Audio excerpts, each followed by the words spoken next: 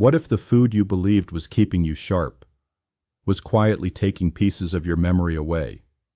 It's a strange question, I know. But it's one I've asked myself many times. Usually after sitting across from a patient who does everything right and still ends up struggling with fatigue, brain fog, or a heart that doesn't beat quite like it used to. I've spent over 30 years studying how aging changes the way the body handles toxins, nutrients, and inflammation. And in that time, I've seen one pattern again and again. Some of the foods we praise the loudest may be the very ones quietly doing the most harm, especially as we get older. Let me give you an example. A few months ago, Charles, a 71-year-old retired teacher, came in for a routine checkup. Nothing dramatic, just feeling a little off. His blood pressure was stable, labs looked okay, but something in his demeanor had changed. His wife mentioned subtle memory lapses. He couldn't remember where he parked, struggled to recall names, or left the stove on once or twice. When I asked about his diet, he beamed. Mostly fish and vegetables. I grill my own meals. Cut back on red meat years ago. It sounded ideal, until I asked which fish. He paused. King mackerel, mostly. It's got the good fats, right? What Charles didn't know, and what most people over 60 aren't told, is that some of the most common fish on the dinner table can contain high levels of mercury, industrial contaminants, or bacteria that older immune systems can't handle as easily. Not all fish, of course, but more than you'd think. And that brings us here. Today I'm going to walk you through 6 specific types of fish that may be quietly undermining the health of older adults. These aren't fringe species. They're likely in your local grocery store, your favorite restaurant, maybe even your refrigerator right now. The goal isn't to scare you. It's to help you make smarter, safer choices so that food can do what it's supposed to do: nourish, heal, protect. Let's begin with the first fish on our list, the one Charles ate nearly every week for years without a second thought: king mackerel. It's easy to see why it's so popular. Rich, flavorful, and often labeled a heart-healthy choice thanks to its omega-3 content, king mackerel appears on many menus as a premium cut. It's also frequently grilled at home, like Charles did, topped with herbs, olive oil, maybe a squeeze of lemon.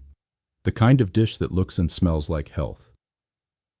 But here's the hidden truth. King mackerel is one of the highest mercury fish sold for human consumption. And mercury, particularly in its organic form known as methylmercury, is a neurotoxin. It doesn't affect everyone the same way. In younger bodies, our kidneys and liver are more efficient at clearing it out. But after the age of 60, the game changes.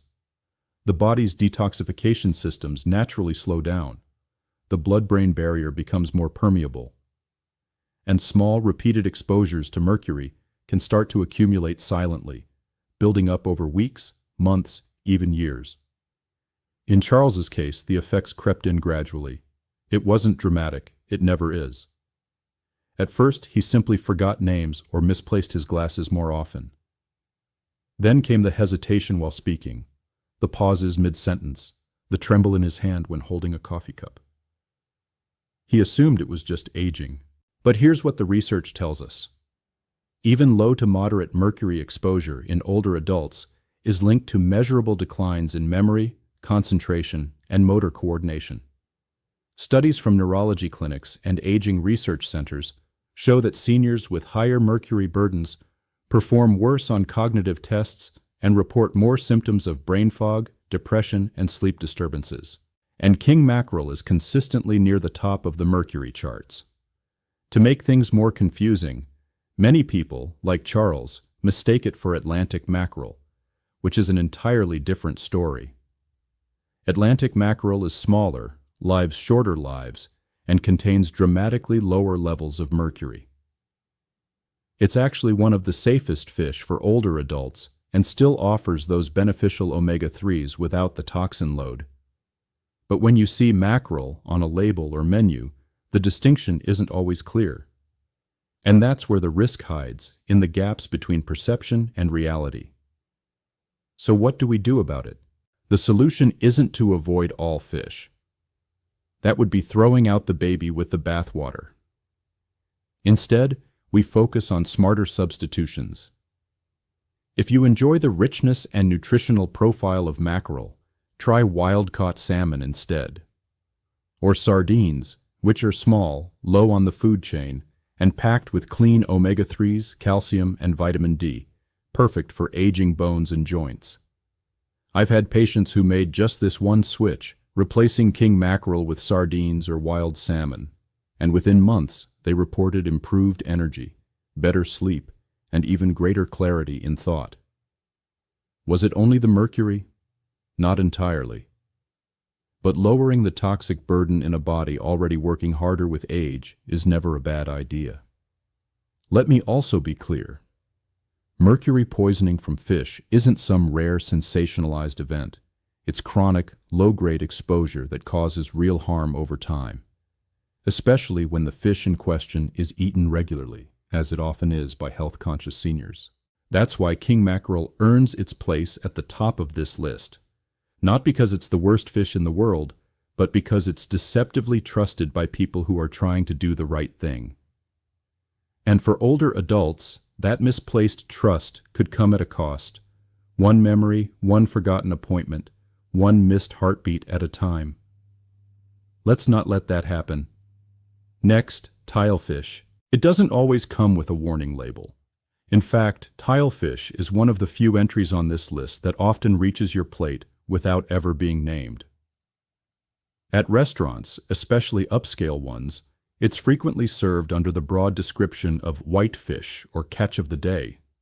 The name sounds harmless, clean, elegant even. And that's precisely what makes it dangerous. Because tilefish, especially those sourced from the Gulf of Mexico, contain some of the highest mercury concentrations of any fish in the commercial market. Higher even than king mackerel.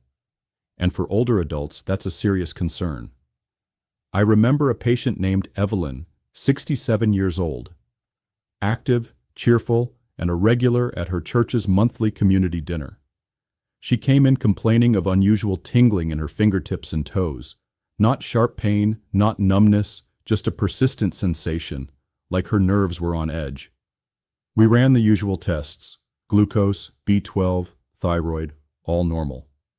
It wasn't until I asked about her diet that the puzzle began to make sense. Evelyn told me she didn't eat much red meat and loved grilled fish, especially when dining out. Her favorite restaurant? A coastal bistro where the chef's special was always a buttery, lemon-glazed white fillet. Catch of the day, she smiled. So clean, so healthy. But when I called the restaurant, that catch was tilefish, served weekly, straight from the Gulf. Her symptoms matched exactly what we see in low-grade chronic mercury exposure: sensory disturbances, mood swings, and early signs of cognitive delay. Mercury affects the nervous system in subtle, creeping ways. Not loud, not fast, but very real. Tilefish is particularly problematic not only because of its mercury content, but because so few people know they're eating it. Unlike swordfish or tuna, which are usually labeled clearly and carry some degree of public awareness, tilefish often slips under the radar. Its name doesn't sound threatening, its flavor is delicate. But biologically, it's one of the worst choices you can make, especially if you're over 60 and your kidneys, liver, and neurons have already weathered decades of work. Part of the issue is marketing. High-end restaurants often prefer exotic names or simply downplay the origin of certain fish to elevate their appeal. But that $40 grilled white fish with citrus beurre blanc could be loaded with enough mercury to trigger long-term neurological consequences in someone whose body can no longer eliminate toxins effectively. Here's what's important to understand. Mercury accumulates in large predatory fish because they eat smaller contaminated fish over long periods. Tilefish, like king mackerel, is a top-tier predator. That means by the time it's harvested, it carries the weight of an entire food chain's contamination. And if you're over 60, your ability to metabolize and excrete mercury has likely declined by 30–40%, depending on your health status. The liver enzymes responsible for detoxification slow down. The immune system becomes more fragile. The blood-brain barrier becomes more porous. What might have been tolerable in your 30s becomes a liability in your 70s. So what can you do instead? When ordering fish at a restaurant, especially when it's described vaguely, ask. You are not being difficult. You are being wise. If the menu says white fish, inquire about the species. If it turns out to be tilefish, politely decline. No meal is worth gambling with your memory, your motor function, or your long-term well-being. Better options? Cod and haddock are two excellent white fish alternatives. They're mild in flavor, easy to digest, and contain far less mercury. They're also rich in lean protein and essential B vitamins, nutrients that support nerve repair and energy metabolism in aging bodies. More importantly, these choices allow you to enjoy the benefits of fish without silently inviting harm. We often talk about clean eating, but as I've seen again and again, clean isn't always obvious. Sometimes it's what's left unsaid, the name not printed, the source not explained, that matters most. Tilefish is proof of that, and while it may look innocent on the plate, its effects on an older adult's nervous system can be profound. Up next, we'll move on to a fish that's more obvious, more famous, and surprisingly, no safer. It's the one many seniors view as a special indulgence, a once-in-a-while luxury. But when it comes to mercury, luxury comes at a price. Let's talk about swordfish. There's something undeniably majestic about swordfish, thick-cut, meaty, satisfying. It often shows up at elegant family dinners, cruise ship buffets, or upscale restaurants with candlelit menus. For many older adults, swordfish isn't just a dish, it's an experience, a small indulgence, a reward, and that's exactly what makes it so dangerous. Because unlike tilefish, which hides in anonymity, swordfish is proud of its name. It carries prestige. But beneath that polished presentation lies a biological reality that's hard to ignore. Swordfish is one of the most mercury-laden fish on the planet. The reason? Swordfish are among the largest and longest-living predatory fish in the ocean. They swim deep, hunt widely, and live for years, sometimes decades, accumulating mercury and other environmental toxins from every meal they consume along the way. By the time a single swordfish lands on your plate, it may have consumed thousands of smaller contaminated fish, concentrating mercury far beyond what's safe, especially for someone over 60. I'll never forget a married couple I met during a seminar on aging and nutrition. Richard and Lillian were both in their early 70s, retired teachers, sharp-minded and deeply committed to healthy living. Every Sunday, they'd cook dinner together. Swordfish was their tradition, grilled with rosemary, served with steamed spinach and a glass of red wine. It wasn't the wine or the vegetables that caused concern. Over time, both began experiencing strange symptoms. Richard had hand tremors that interfered with writing. Lillian reported recurring headaches and short-term memory slips. Their neurologist was puzzled. No signs of stroke, no major blood sugar issues. It was only after a toxicology screen that the culprit emerged. Elevated mercury levels in both of them, likely from their well-meaning, routine swordfish dinners. Mercury doesn't just vanish after digestion. It accumulates, binding to proteins in your tissues, especially in the brain, kidneys, and liver. And unlike bacteria or viruses, it can't be killed, grilled, or seasoned away. High heat does nothing. That beautifully seared steak of swordfish may still be laced with neurotoxic levels of mercury, even if it's been cooked to perfection. In older adults, this poses a particularly serious threat. Why? Because aging bodies are slower to detoxify. The kidneys may be slightly less efficient. The liver doesn't process chemicals as briskly. And even small amounts of mercury, absorbed repeatedly, can lead to long-term damage to memory, coordination, mood regulation, and sleep quality. There's also the vascular link. Mercury interferes with nitric oxide signaling in blood vessels, reducing their ability to dilate properly. This increases the risk of hypertension, arterial stiffness, and, eventually, cardiovascular disease. For someone already managing high blood pressure or cholesterol, swordfish might quietly undermine months of hard work and careful living. Now you may be thinking, but I only eat swordfish occasionally. That's a fair point. Occasional exposure may not be catastrophic, but it's rarely as occasional as we think. Many seniors rotate through a small list of safe seafood options, not realizing that some, like swordfish, shouldn't be on that list at all, especially not when there are safer, equally satisfying choices available. So what should you reach for instead? If you love the richness and firm texture of swordfish, consider switching to rainbow trout or pollock. Both offer a similar steak-like experience, but are lower on the food chain and far lower in mercury.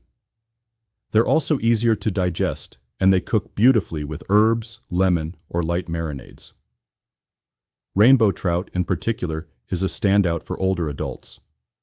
It's high in omega-3s, selenium, a mineral that helps counteract mercury, and lean protein. And because it's usually farmed in clean freshwater environments in North America, contamination levels are significantly lower. Remember, this isn't about perfection. It's about reducing the burden on a body that's already doing more with less. In Richard and Lillian's case, we made a simple dietary pivot. No more swordfish. They switched to trout and wild salmon. 6 months later, Richard's tremors had improved. Lillian's headaches were gone. Their mercury levels dropped below clinical concern. Swordfish may look refined, but beneath the surface, it can quietly erode the very health you're trying to protect. Next, we're heading into the world of big-eye tuna and sushi-grade risk. For many older adults, sushi isn't just for the younger crowd anymore. It's light, elegant, and often marketed as clean eating. You might even see grandparents sharing sushi platters with their children and grandchildren during family dinners or at social gatherings. And right at the center of that plate, rich, ruby red, and glistening, is a thick slice of 4 big-eye tuna. It looks like health. It tastes like luxury. But for seniors, big-eye tuna brings 2 serious risks, and one of them has nothing to do with mercury. Let's start with the obvious one. Mercury. Big-eye tuna, like swordfish, is a large predator near the top of the food chain. It lives long and eats wide, accumulating mercury from smaller fish over years. This makes it one of the highest mercury species of tuna, along with albacore. The FDA even advises pregnant women and children to avoid it entirely. So what about older adults? As I've said before, the ability to eliminate mercury decreases with age. Kidney filtration slows. Liver detox enzymes are less active, and the protective barriers in the brain, the blood-brain barrier, can weaken over time. This means mercury can more easily enter and linger in the nervous system. In seniors, high mercury levels have been linked to memory lapses, poor balance, irritability, and even increased risk of neurodegenerative diseases. And unlike other toxins, mercury has no antidote. It can't be neutralized with heat or seasoning. Once inside the body, it stays there unless actively detoxified, something your body may no longer do well. But here's the part that often goes unmentioned. Big-eye tuna is almost always consumed raw, and that brings us to the second risk: bacteria and parasites. In youth, the immune system is resilient. A little exposure to bacteria from raw fish might result in a stomachache, maybe nothing at all.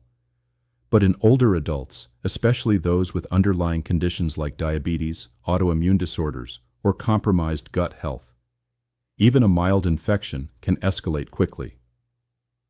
Raw tuna may harbor Listeria monocytogenes, Vibrio species, Salmonella, and parasites like Anisakis. These can cause foodborne illnesses that aren't just uncomfortable, they can become dangerous, even life-threatening, in someone over 65. Hospitalizations for foodborne illness are far more common in seniors, often because symptoms are missed until it's too late. I had a patient named Harold, age 74, who loved sushi nights with his daughter. He didn't overindulge, just a few rolls every few weeks. But one evening, after a perfectly normal meal, he woke up with abdominal pain and fever. Within 48 hours, he was admitted with a bacterial blood infection traced back to raw fish.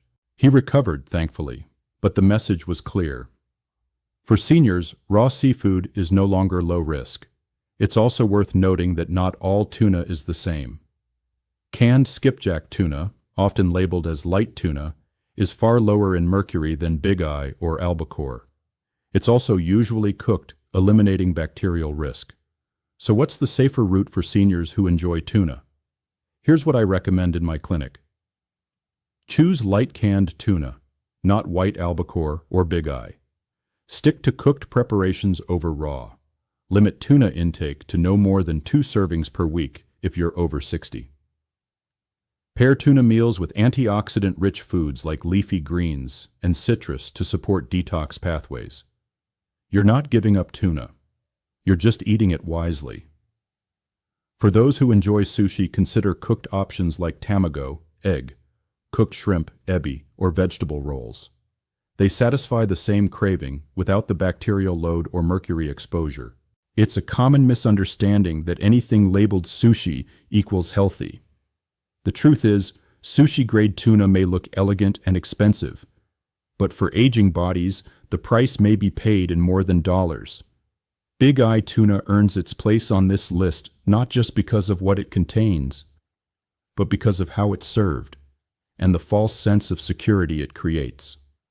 Before we continue, if you found this information helpful so far, please take a second to give the video a like, subscribe to the channel, and leave a comment below. Your support helps us reach more people who truly need this kind of guidance, especially those caring for aging parents or navigating their own health after 60. Now, let's move on to the next fish on our list. One that looks healthy on the surface, but often hides its risks beneath a layer of bright pink. Yes, we're talking about farmed salmon, and the truth might surprise you. You walk into the supermarket and see it, bright, coral-colored, thickly cut, and neatly wrapped in plastic. Salmon, it's on sale. The label says rich in omega-3s. You smile, thinking, perfect, heart-healthy, brain-boosting, affordable. But what that label doesn't say is this: if it's farmed salmon, especially from overseas, you may be getting more than you bargained for. Let's be clear from the start. This isn't about fear. It's about understanding the difference between what salmon should be and what it too often becomes in industrial aquaculture. Farmed salmon has become one of the most widely consumed fish in the world, and not without reason. It's accessible, relatively cheap compared to wild-caught varieties, and high in omega-3 fatty acids. But for seniors, this convenience can come at a very real cost. Here's why. Most farmed salmon are raised in densely packed underwater pens, where thousands of fish swim in confined, often unsanitary spaces. To survive such conditions, these fish are routinely treated with antibiotics, pesticides, and chemical colorants. Without these additives, the flesh of farmed salmon would be gray, not the vibrant orange you see at the seafood counter. One study I often reference with my patients showed that over 80% of farmed salmon samples from certain countries contained residues of polychlorinated biphenyls, PCBs, industrial chemicals linked to cancer, immune suppression, and hormonal disruption. These substances don't break down easily.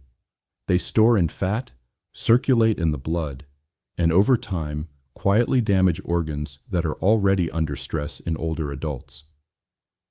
And it doesn't stop there. The pellets fed to farmed salmon often include rendered animal fats, soy, corn byproducts, and even contaminated fish meal.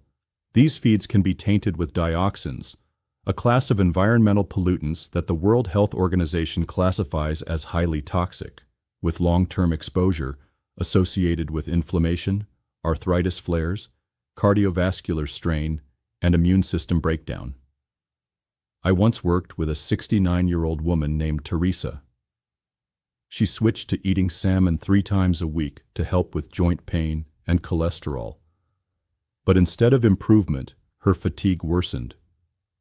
Her skin became sensitive, and her arthritis flared more often. Upon review of her food logs, it turned out she had been buying only farmed salmon from a discount chain. After switching to wild-caught Alaskan salmon, her symptoms began to ease within 2 months. Was it a miracle? No. It was simply her body responding better to cleaner food, less chemical burden, fewer inflammatory triggers, and a source of nutrients her cells could actually use. And here's what's most frustrating.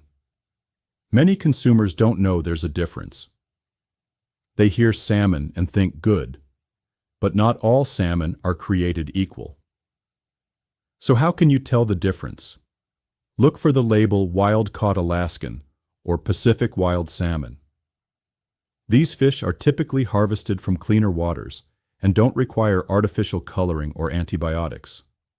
Avoid salmon labeled only with vague terms like Atlantic salmon or farm-raised, especially if sourced from countries with weak environmental regulations. If you're unsure, frozen wild salmon is often safer than fresh farmed salmon and sometimes even cheaper. For seniors, these small distinctions matter.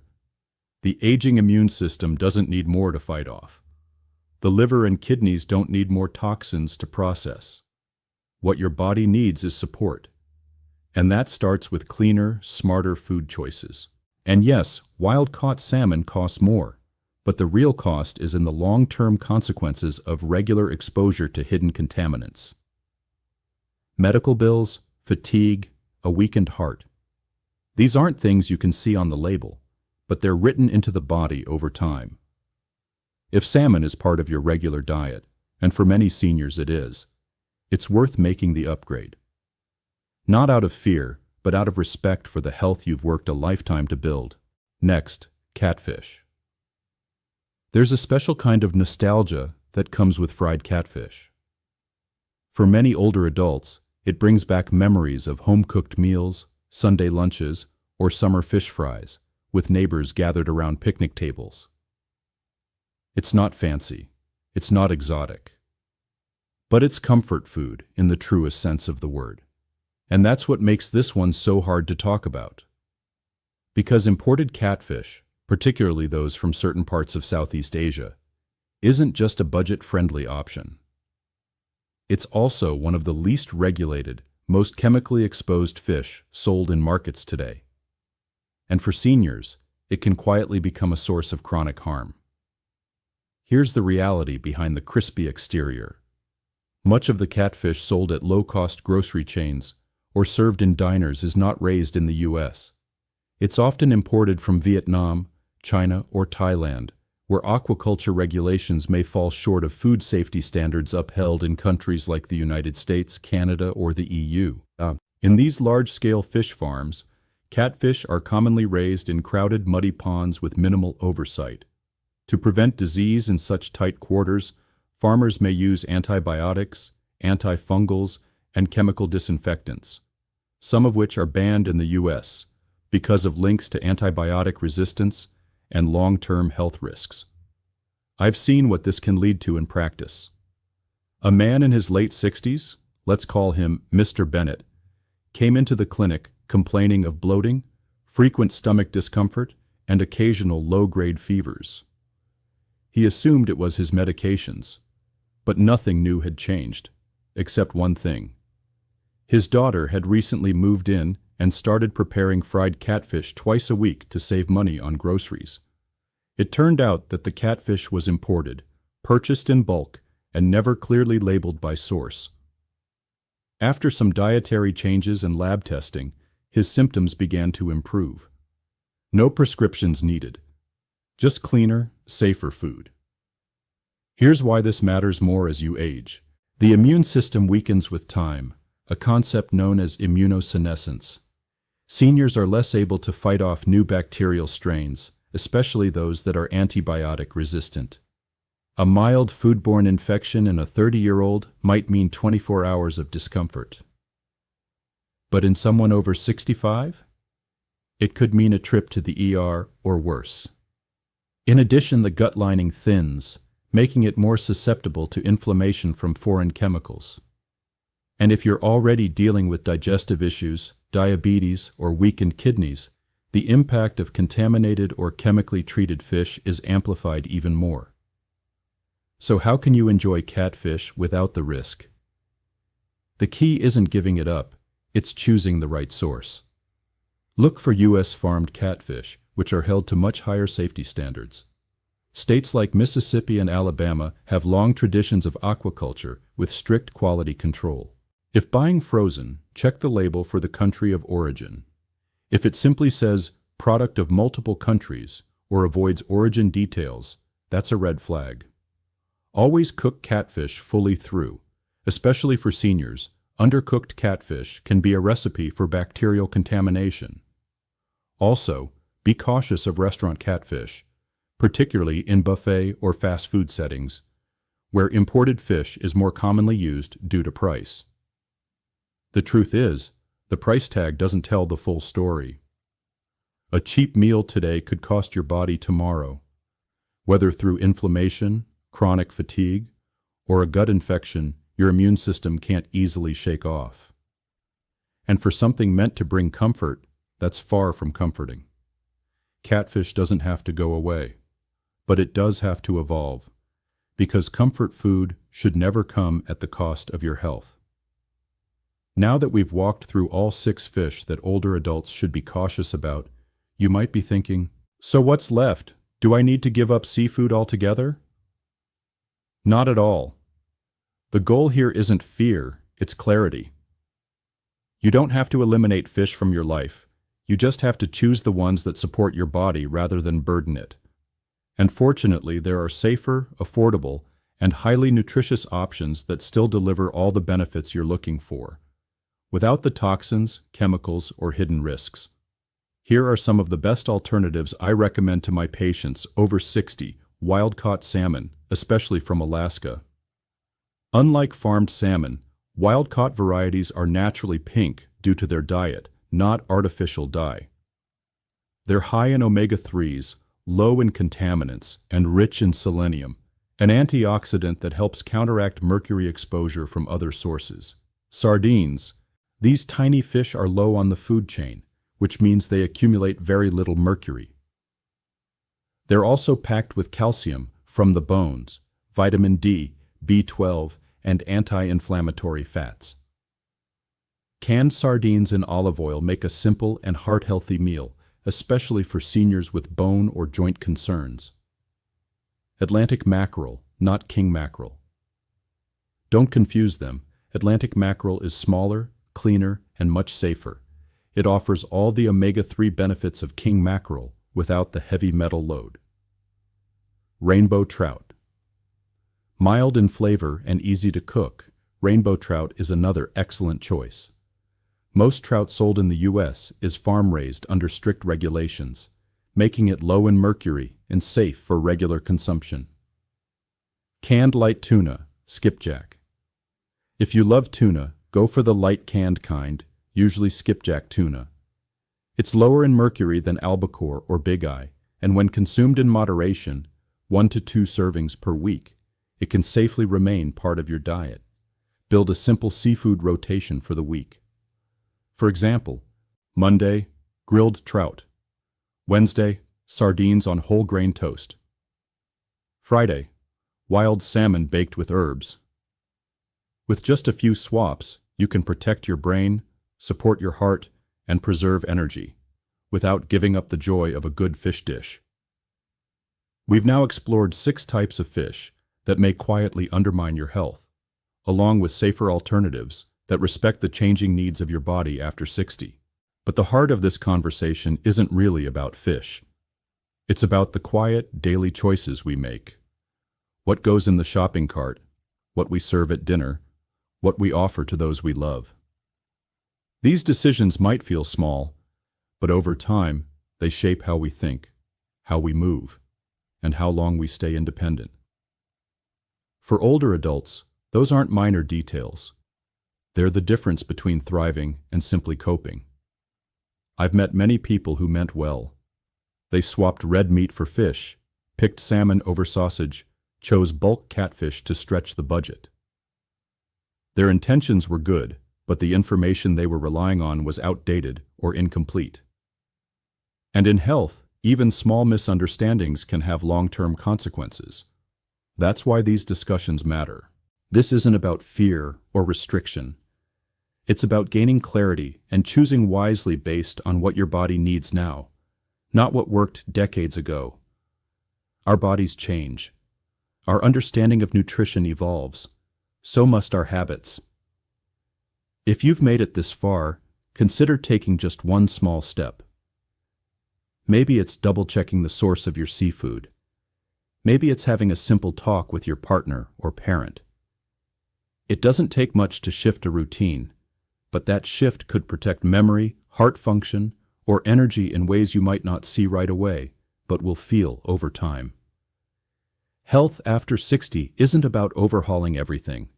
It's about staying intentional, one choice at a time.